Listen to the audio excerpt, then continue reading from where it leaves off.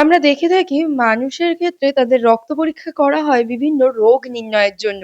কিন্তু মাছেরও যে blood parameter মাপা হয়, সেটা কি আপনারা জানেন? না জানলে কৃষি বার্তার আজকের পর্বটি আপনাদের জন্যই। এরকম এক নতুন তথ্যের সন্ধান নিয়ে আপনাদের সঙ্গে আমি দেবস্মিতা। কৃষি বার্তায় আপনাদের সকলকে জানাই স্বাগত। বর্তমানে আমরা আমাদের সঙ্গে পেয়ে গেছি অ্যাকোয়াটিক অ্যানিম্যাল হেলথ বিভাগের সহকারী অধ্যাপক ডক্টর প্রসেনজিৎ মালিক স্যারকে। আমরা স্যারের মুখ থেকেই এই নতুন তথ্যের বেশ কিছুটা সন্ধান নেব। নমস্কার স্যার। যেটা জানতে চাইবো, আপনি যেটা জানালেন যে মাছের বিভিন্ন ব্লাড প্যারামিটার মাপা হয়, এই ব্যাপারটা কি? আচ্ছা, মূলত যেকোনো রোগ নির্ণয়ের জন্য যেকোনো প্রাণীরই রোগের জন্য রক্ত পরীক্ষাটা বাধ্যতামূলক। তাই মানুষের মতো মাছেরও রক্ত পরীক্ষা প্রয়োজন পড়ে এবং এই জন্যে আমাদের আমাদের আমাদের মূলত যে সমস্ত বিষয়গুলো নিয়ে গবেষণা হয়ে থাকে সেটা হলো মাছের রোগ সংক্রান্ত বিষয়। তাই জন্য মাছের রক্ত পরীক্ষাটা আমাদের বাধ্যতামূলক।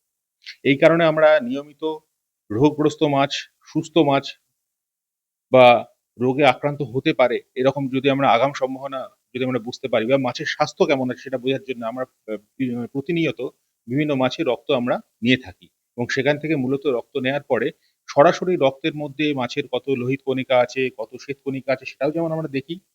তার সঙ্গে সেই রক্ত থেকে সিরাম বার করে সেই সিরামের বিভিন্ন রকম গুণাগুণ আমাদেরকে নিয়মিত পরীক্ষা করতে হয়।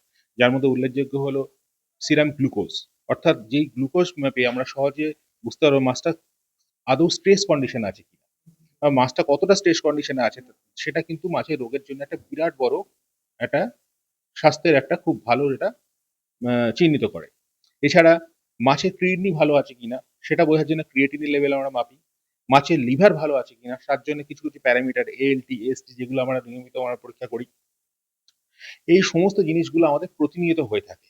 মূলত এগুলো কিটের সাহায্যে হয়ে থাকে, যেভাবে বিভিন্ন প্যাথোলজি ল্যাবরেটরিতে মানুষের রক্তে যে প্যারামিটার গুলো মাপা হয় বিভিন্ন কিটের সাহায্যে, সেই আমরাও সেই একই রকম কিট ইউজ করি।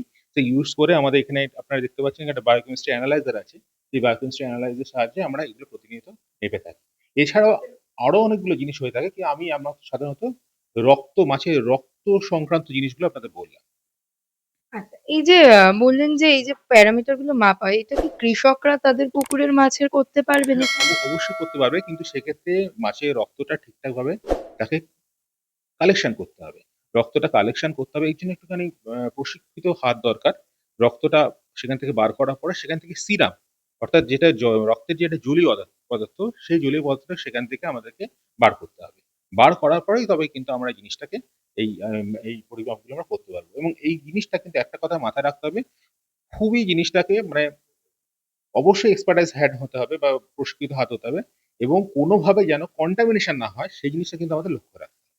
আচ্ছা, এই যে মাছের লিভার পরীক্ষা করাও যে ব্যাপারগুলো বললেন, এগুলো থেকে কি পুকুরের সমস্ত মাছের রোগ নির্ণয় সম্ভব? সমস্ত মাছের রোগ কখনোই সম্ভব নয়, কিন্তু একটা পুকুরে যেখানে মাছ চাষ করা হচ্ছে সেখানে দুটো বা তিনটে বা যদি সম্ভবত 10টা মাছকে নিয়ে যদি আমরা পরীক্ষা করতে পারি, তাহলে তার সাহায্যে আমরা একটা মোটামুটি সমস্ত পুকুরের মাছের সম্পর্কে একটা সম্যক ধারণা করতে পারি।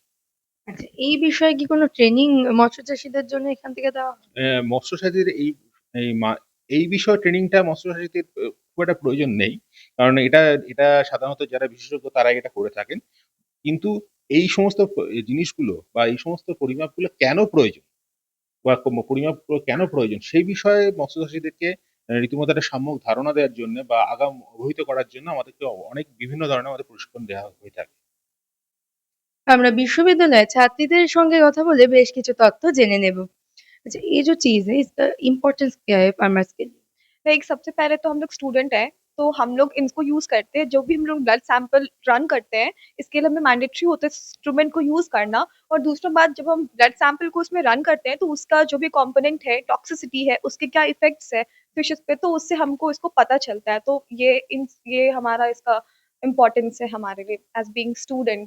तो उसे फार्मर्स के लिए। तो उससे हम लोग रिजल्ट जनरेट करके फार्मर्स को दे सकते हैं, लाइक फिश का ब्लड का कंपोनेंट जो भी उसका रिजल्ट हुआ तो हम लोग फार्मर्स को बता सकते हैं।